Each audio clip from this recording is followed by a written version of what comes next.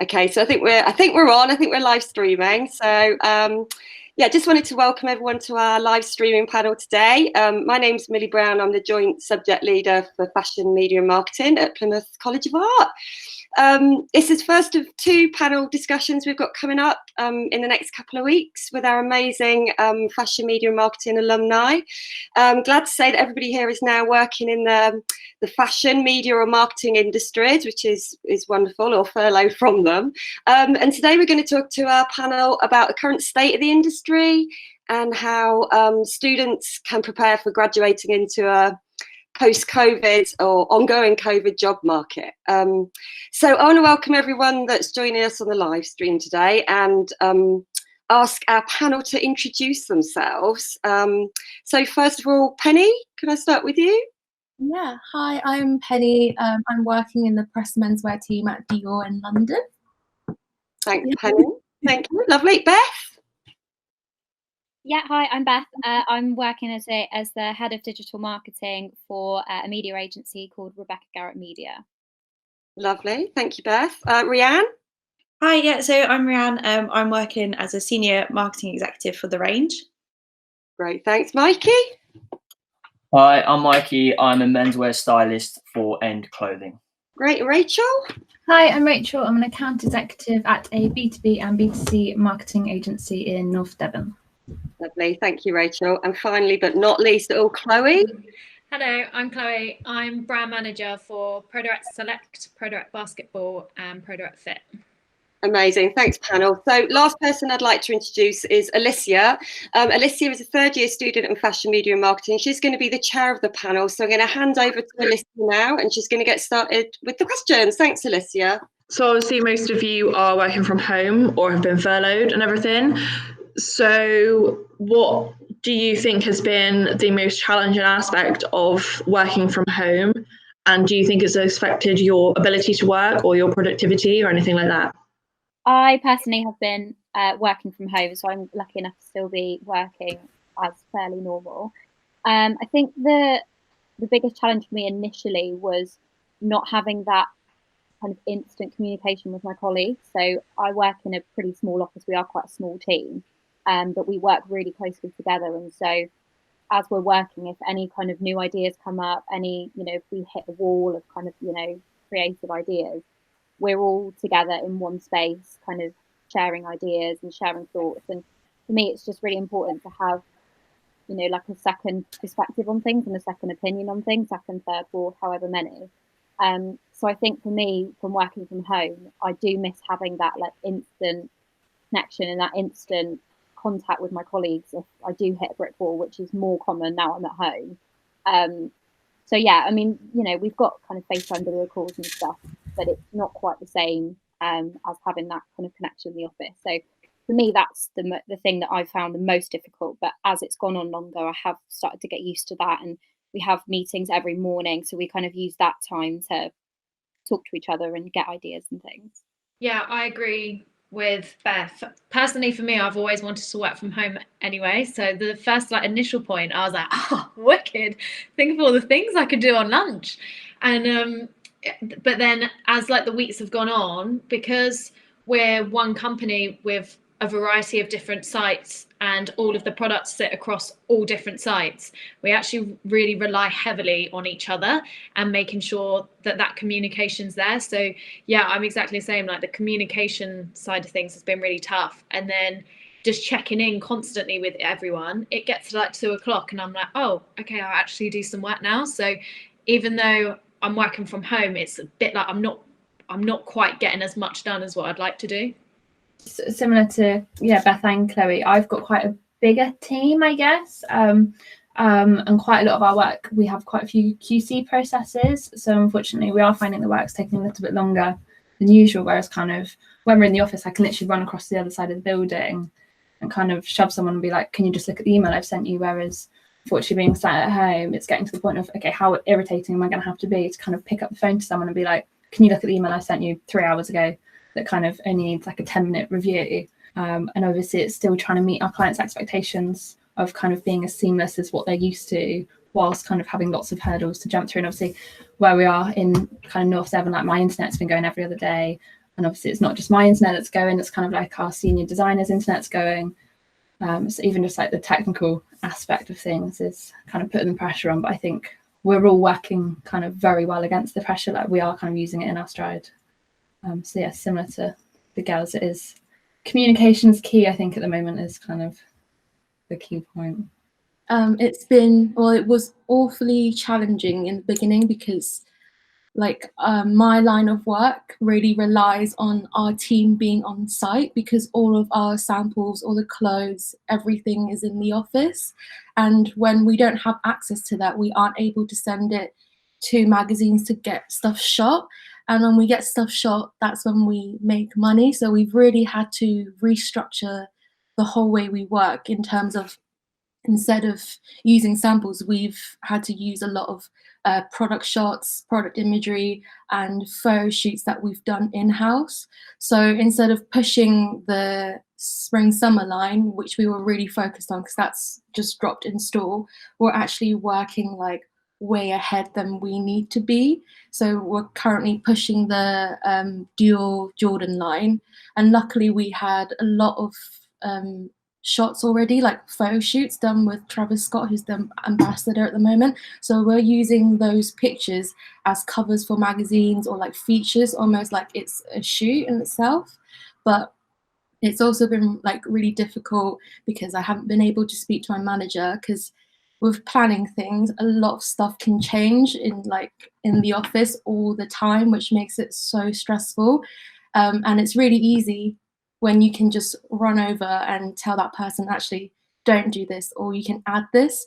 But because I'm not able to do that, everything's almost feels very stagnant, and it takes longer than it needs to. And like every morning we do newspaper coverage checks, and it's kind of like my job to like get the interns to do that. And now because we don't have any interns and we're so short-staffed, like we had to find a way to get those newspapers to my house and for me to like check it.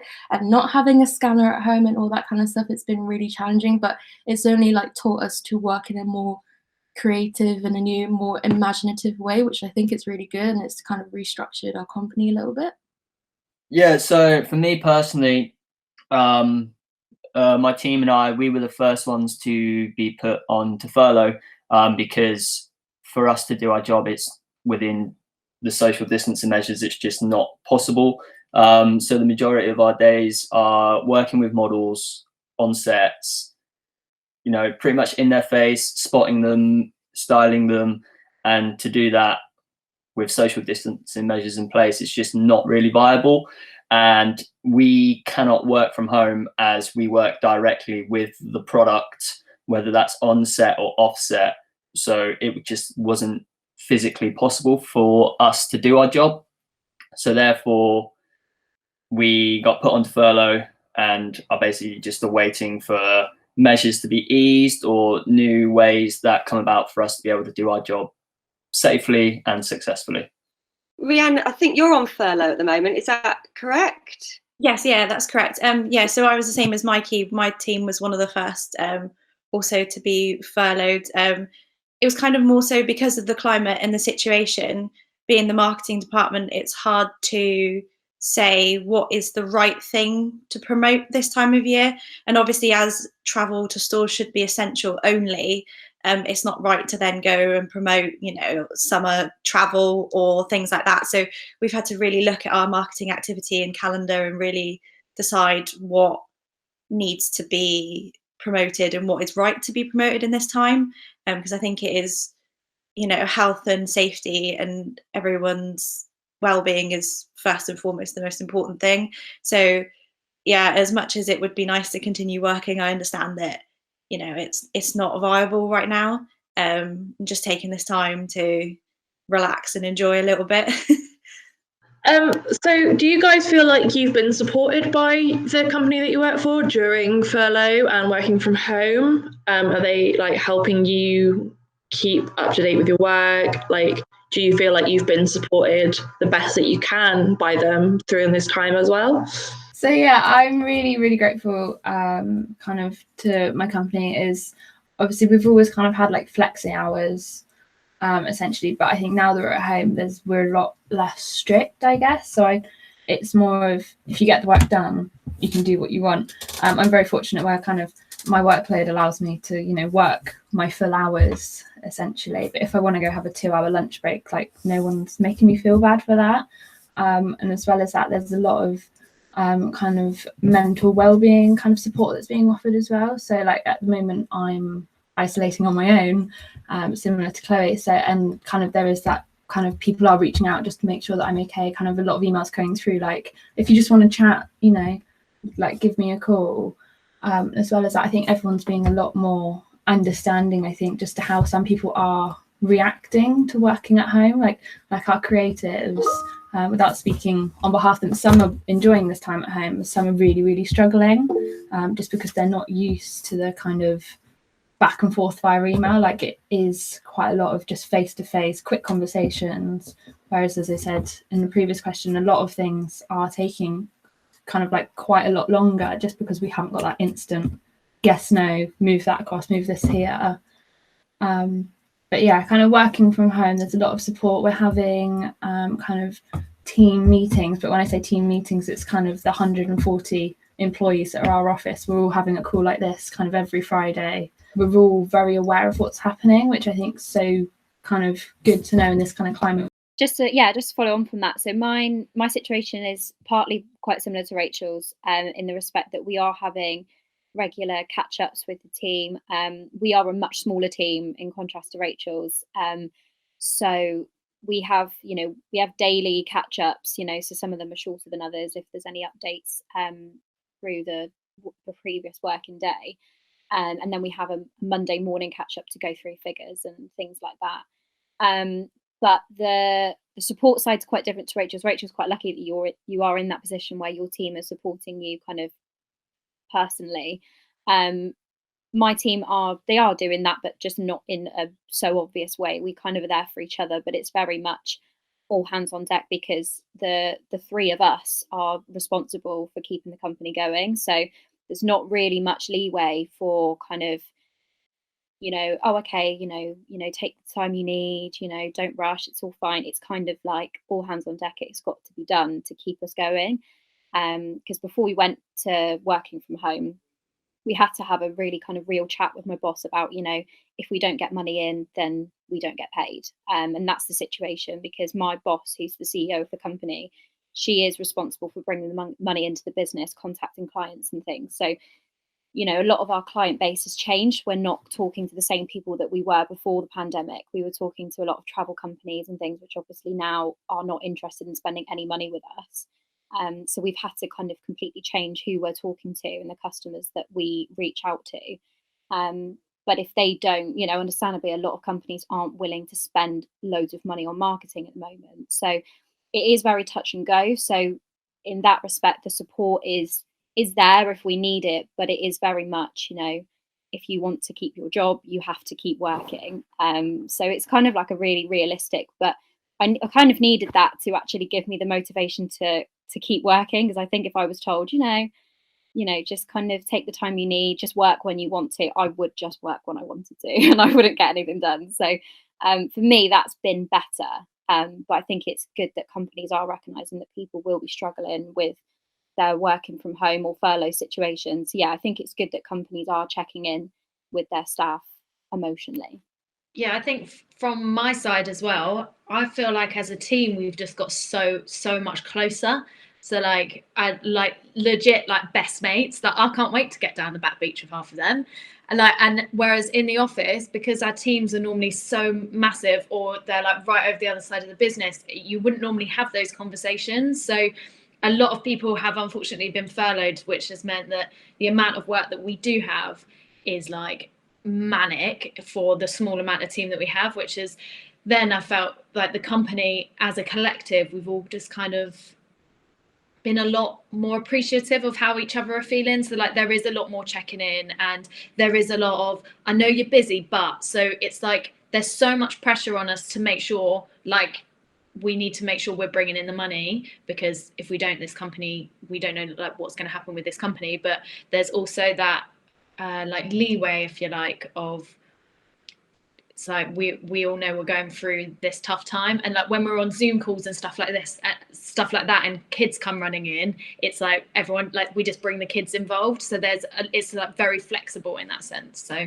sounds like you're all having quite a positive experience then, and that you're feeling quite well supported. It's brilliant to hear, and kind of all the questions it's sort of thrown up to you about your work ethic and your place in society and stuff are quite big questions, and it makes me feel very proud as a past lecturer that you're being so responsive and so responsible. So yeah, it's great responses to hear. Alicia, there's a question about online behaviour. Do you mind sort of chairing that? Maybe I think Mikey and Chloe perhaps wanted to answer. Okay, so obviously people are stuck at home, so the amount of online browsing and online shopping has risen substantially from what it was, and a lot of people are using online shopping for the first time ever. So do you think that this will probably continue after like the quarantine is over, or do you think that everyone being stuck inside and online shopping is then going to sort of revive the high street rather than kill it? So I think in terms of the high street, I mean, you know, the traditional high street was struggling before this happened. Even more so, I think this is definitely going to affect those bigger chain stores like mid-level, you know, Arcadia Group stores, H&M and so on. But I think what we're going to see once this is over is the customer shopping experience is definitely going to change in store. I think we'll start to see a lot more appointment-only shoppings, especially in smaller boutiques, as well as just social distancing measures coming into place. But in terms of online shopping, I think it's going to stay high for a while, because I think although measures will be lifted, I don't think the majority of people are still going to feel fully safe or comfortable being in those sorts of environments. So therefore online traffic will probably stay the same. And I think we'll still notice an increase in sales, discount codes, promotions. And because I think due to that, probably see more loungewear-y, comfortable lines becoming bigger and bigger, because office spaces are not going to go back to normal. They're going to have people working from home still. So, you know, I've already seen numerous work from home fits or blog posts, how to like look cool while working at home on Zoom, and those sort of companies that are going to do well in that, you know, the athleisure companies, they're going to see a big increase. And yeah, I think online e-commerce stores are definitely going to come out far better than those who have physical brick and mortar stores, for sure.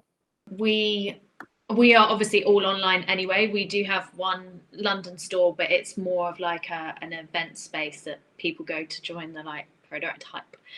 But other than that, we're all online. So we're actually noticing we've already got a whole new customer of someone that would only ever really shop on the high street. And I personally do think it will change the high street in for a lot of the reasons that Mikey said, but also from like an online point is I think it's even more important than ever, because everyone's online, and because there's so many retailers out there, and now everyone's online rather than on the high street. That online retailer has to know their consumer and has to know how to speak to them, where they are, what channels they're on, to the absolute finest point, because it only takes a Google search for them to find someone else, and then they'll just go down that route. That's music to my ears, Chloe, because you probably all remember me talking about consumer segmentation and how exciting it is. RHIAN, I think the range core customer isn't traditionally an online shopper. Are you sort of thinking what might happen sort of post-COVID? Because you have a lot of retail space, don't you, at the range?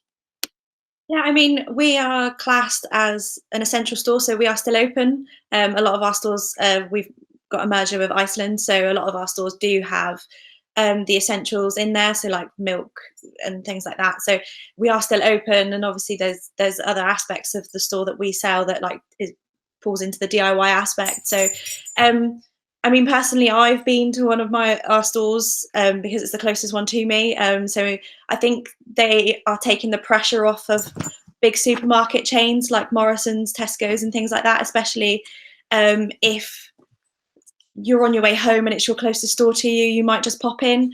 So, I mean, we do have a website also.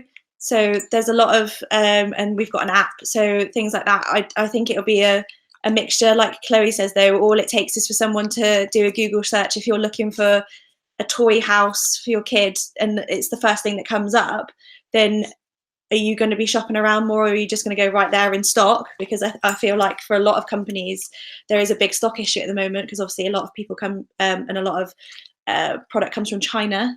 So obviously they were first affected with COVID. So it's one of those that there's going to be a lot of logistics and supply chain issues. So it's one of those where I know a lot of people are just buying the first thing they see rather than shopping around, because they know it's there, they know it's in stock, and they know they can get it within a week. So I think it's going to be hit or miss, really. Obviously, being furlough, I don't have the updates and as such that are coming through for people that are working. So again, I it's just a thought. I don't really know in that sense. So it'll be interesting to see once we phase back to work, once the government announce their plans this Thursday. I think, like Mikey said, like things will start to lift, but they won't be back to normal. Like business as usual will not be business as usual for a long time, I think. Alicia, do you want to move on to the question we've got about, we're talking about volume and we're talking about stock, but we're talking also about sort of calls for, you know, consumerism to be sort of quelled and sort of slower kind of practices in industry. Perhaps you want to look at that. Yeah.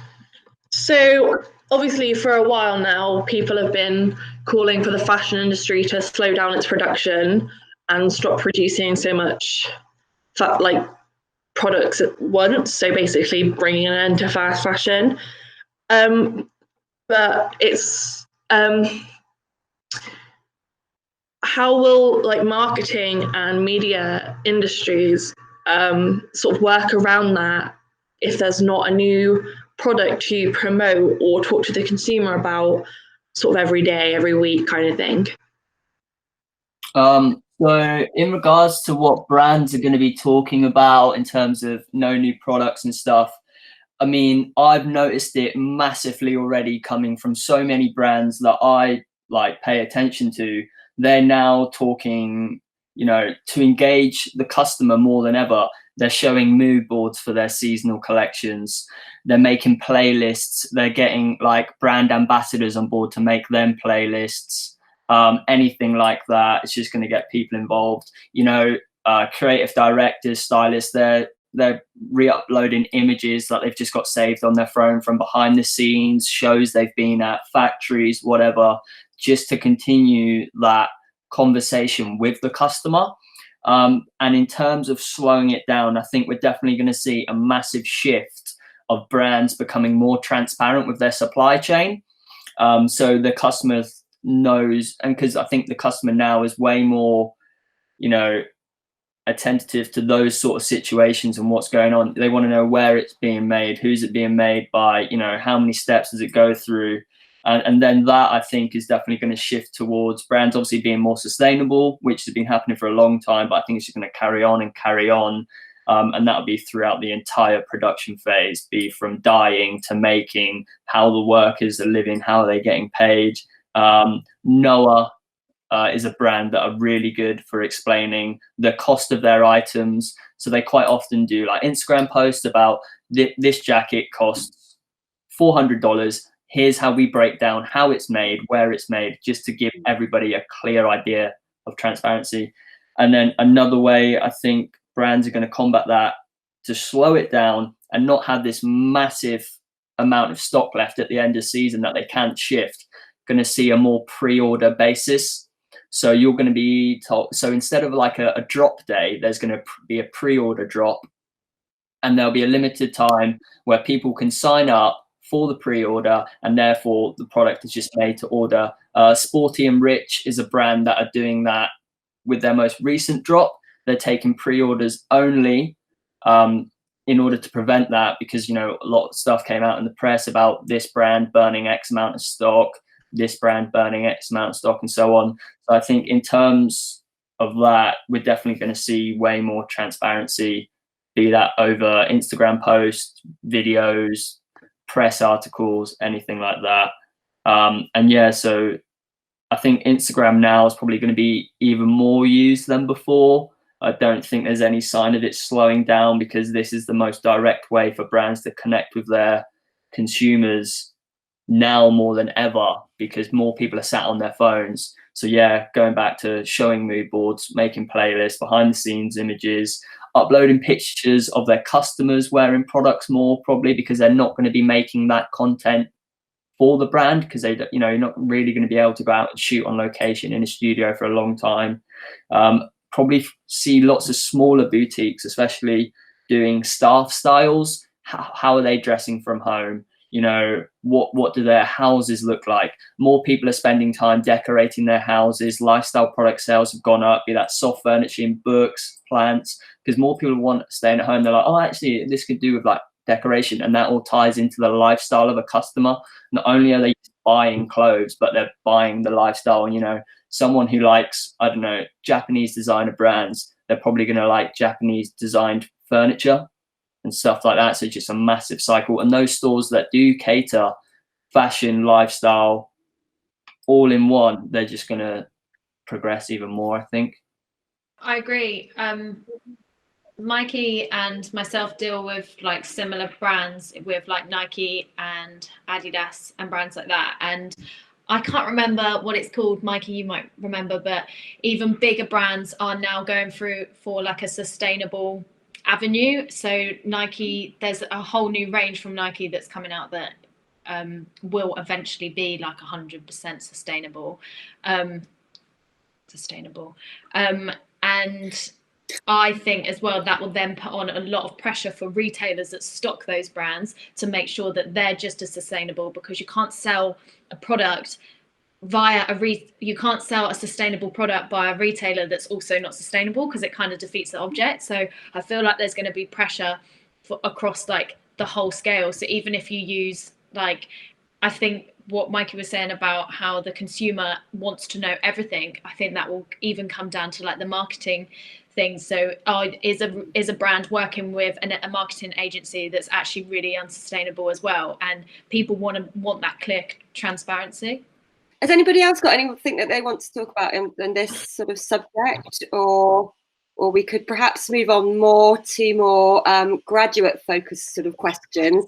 So we have had from our final year FMN students and other students in our community, we've had some questions that focus on them, surprisingly. So about skills. Alicia, do you want to kind of perhaps share a couple of those questions? Yeah.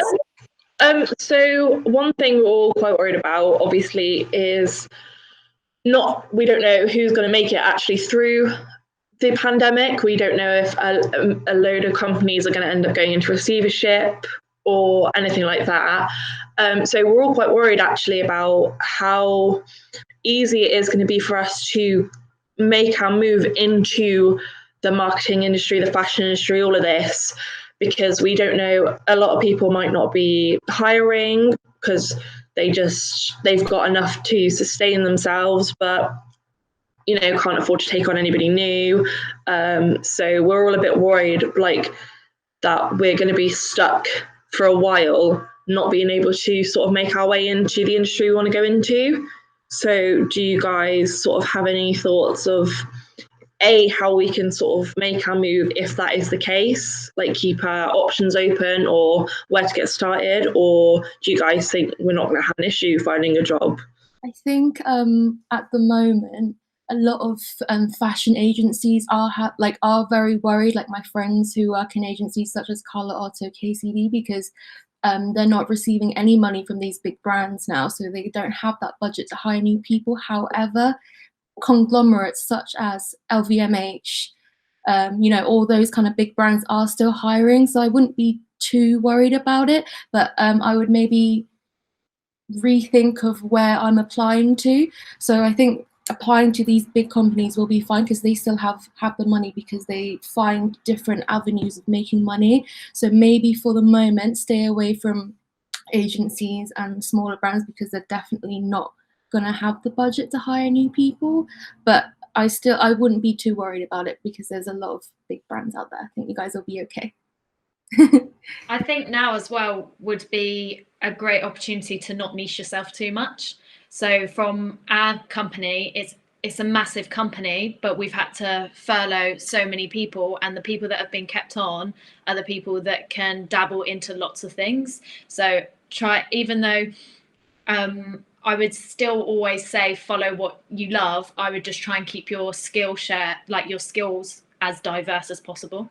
Definitely agree with Penny and Chloe there. I think, you know, being in a media agency, and in a small media agency at that, we definitely, you know, we have like faced the realism of, you know, we don't know what's going to happen during and after this. But I think, you know, smaller companies, especially, you know, there is, you know, my boss in particular has a really clear fight to try and keep our company going. And so, you know, I think even smaller companies, they will suffer more than the larger companies. But if, you know, a media agency, for example, is something that, you know, any of you guys would want to work in, I think at the moment we are doing everything we can to keep companies going. And so I think when it comes to the point where, you know, we're looking for new graduates and things, if we come through this, you know, bigger and better than ever, then, you know, people will be looking for new employees and things if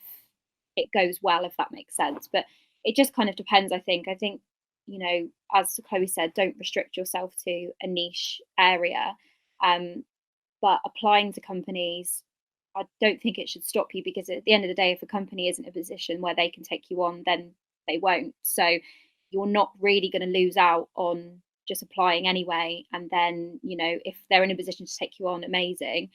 But if they're not, then they'll let you know. So it is just really uncertain, I think. But at the moment, you know, my company in particular are doing everything we can to keep it going. We are actually really busy at the moment. Like, I could do with someone else to help me right now. So yeah, you know, some companies are thriving from this. Like, we're not a digital media company, so, you know, a lot of our clients are online based. So actually we're like busier than ever, which is crazy.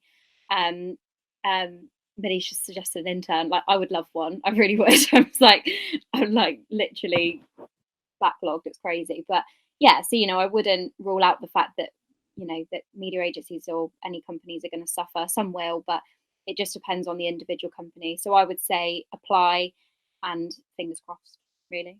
I think now more than ever is probably the best time to speak to people directly. If I mean, this is a very narrowed down pathway, but if there's a company that you love, now more than ever is probably the best time to get in direct contact with them.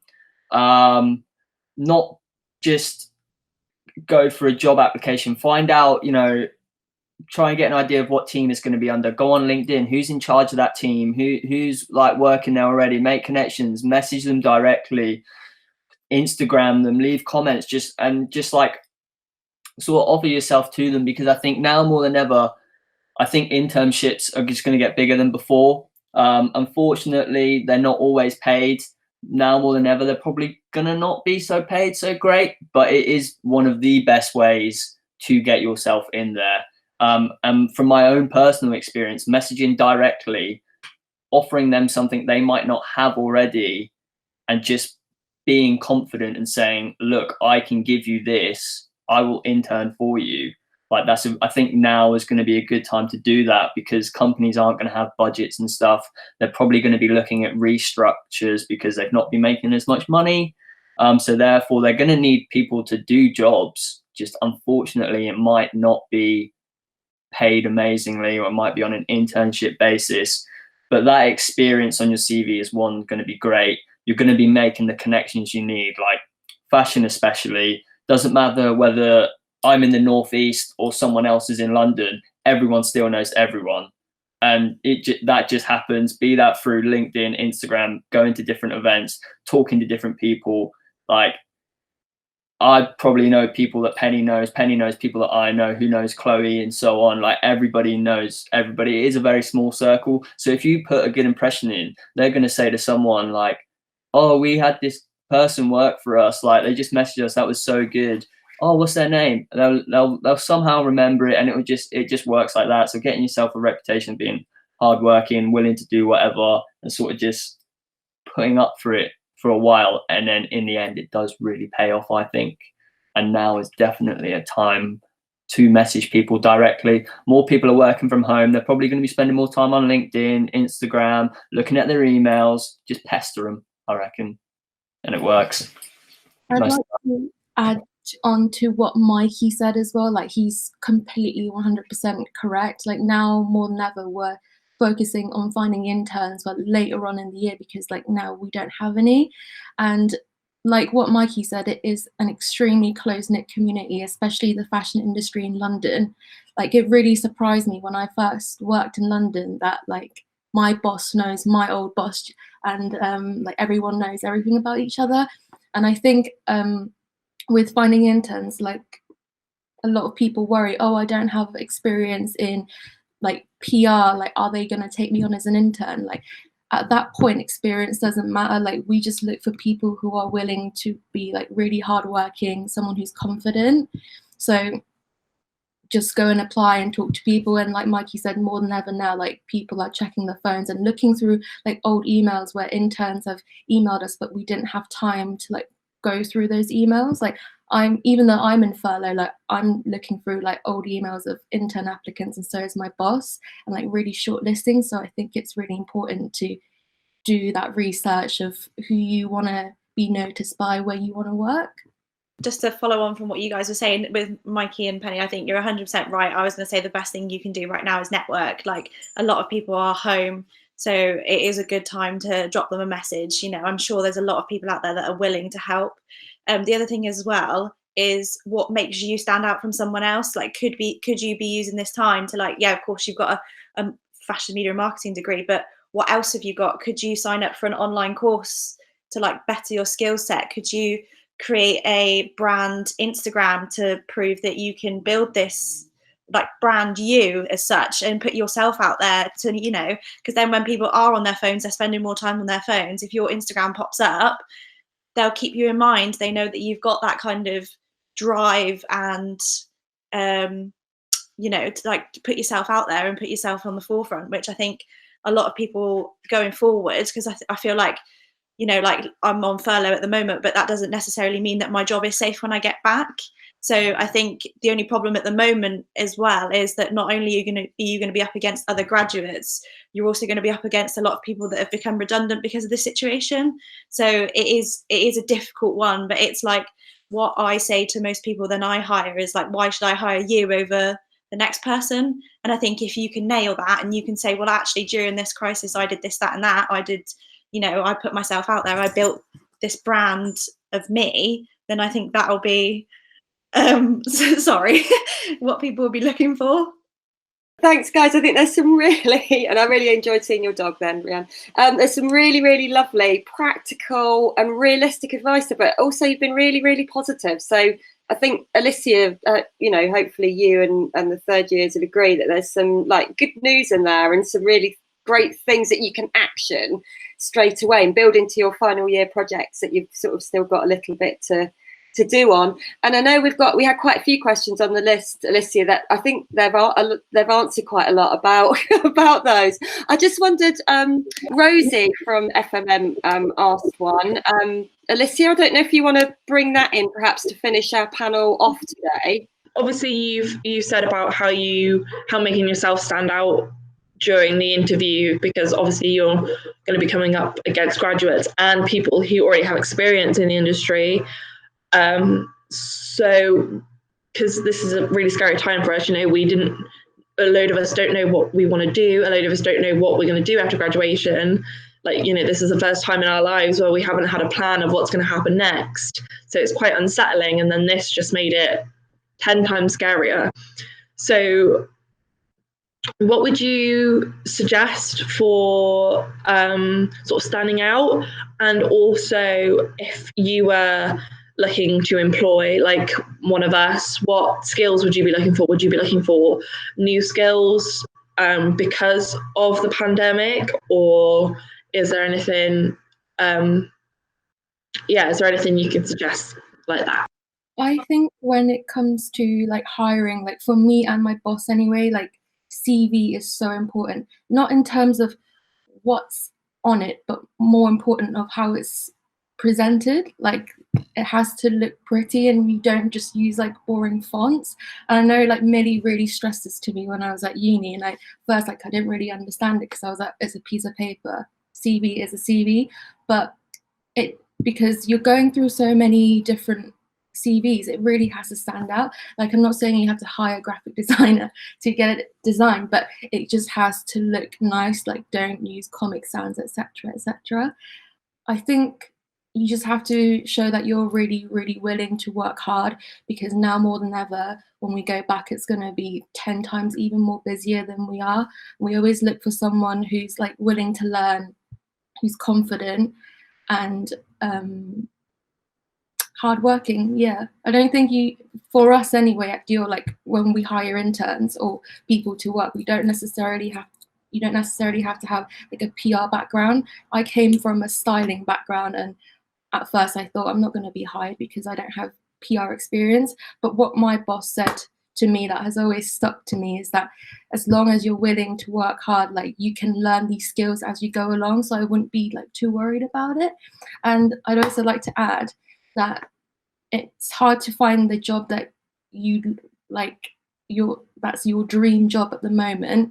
But I think it's important to keep in mind that once you have your foot in the door, it then helps you get your dream job.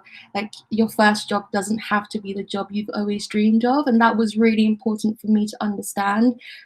Because at first when I was looking for jobs after I graduated, I was like, oh no, I'm not going to apply to that because it's not what I want to do. But I learned that by having my foot in the door, it's really helped open different avenues. Yeah.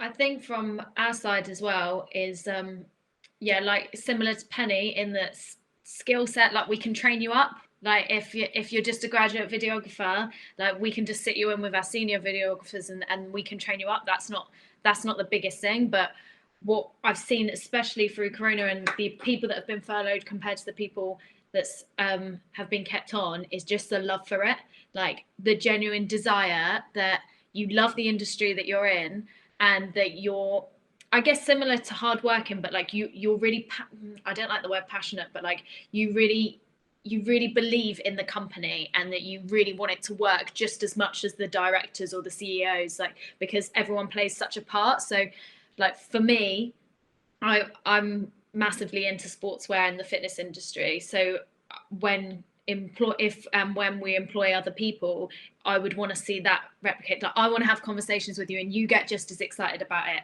as much as I do.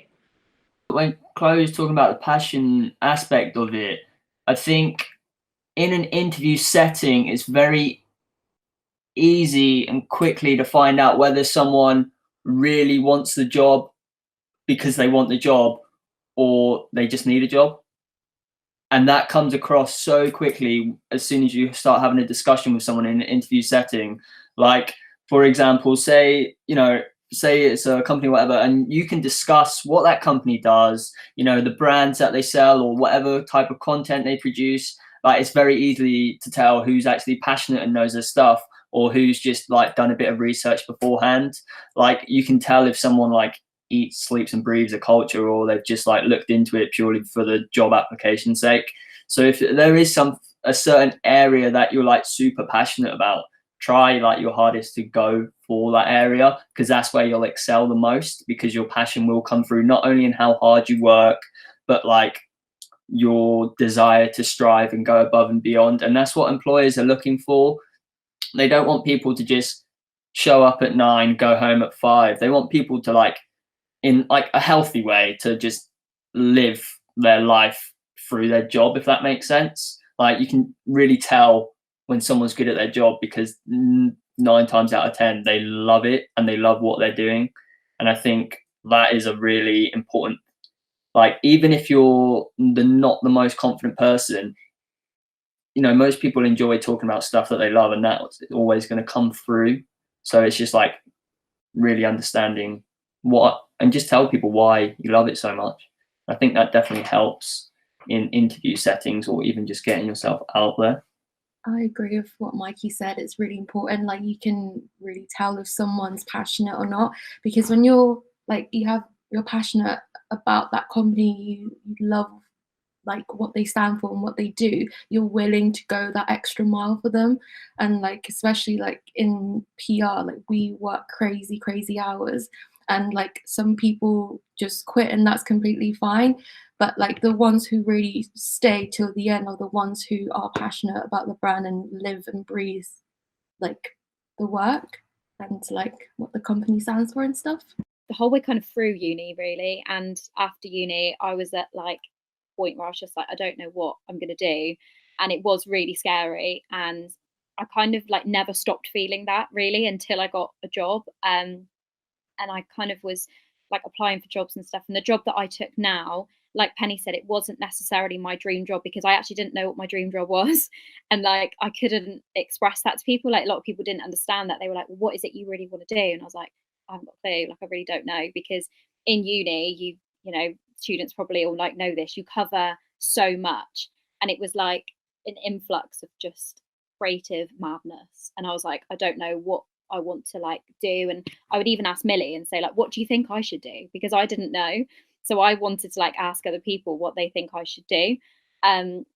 Yeah, I never knew what I wanted to do. And then I took my job now, and it only took me to actually get into the industry and get into doing a job to realize that I loved it. And I particularly, like personally, I love what I do now, but I wouldn't have thought when I was at uni that that's what I would have wanted to do. So sometimes it's kind of about taking an opportunity when it comes up, because that's what happened for me to get my job. An opportunity came up, I applied for it, I took it, and I got lucky and I loved it. Obviously, for some people that won't happen, and you might take a job and hate it, but it's all just like a learning experience, and you know, getting into an industry, fully trying it out for yourself, and then if you love it, then you'll discover that that's actually what you want to do. So I wouldn't put too much pressure on yourselves of figuring out what exactly you want to do, because I did that to myself and it was really hard. But yeah, just kind of take an opportunity when it comes up, I would say.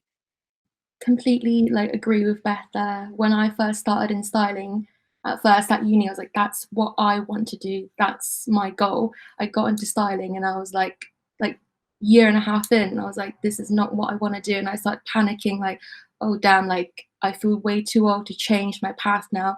But actually it's never too late to change ever. Like, you just have to do what you want to do, and just don't be afraid of not knowing what you want to do. You'll find that along the way. It's just important to get your foot in. I think everybody, Beth, I remember our conversations about that very clearly, and Penny, I remember having those conversations with all of you. But I think it's particular to our course that we do cover a lot. You know, we've got 3 big industries in the title of our program, and also within that there's loads of roles and loads of different sectors.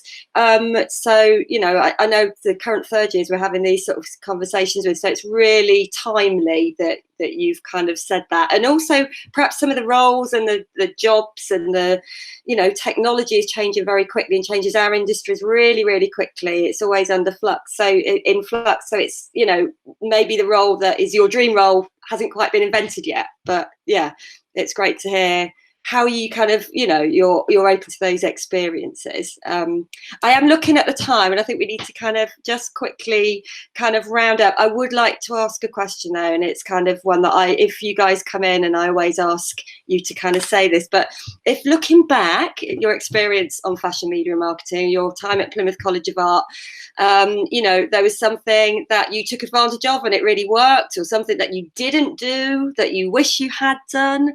I don't know if there's a single thing that kind of you're able to dispense some advice to our graduating students with. So thinking particularly with, you know, what you did at PCA that was most valuable, or maybe you wish you had done.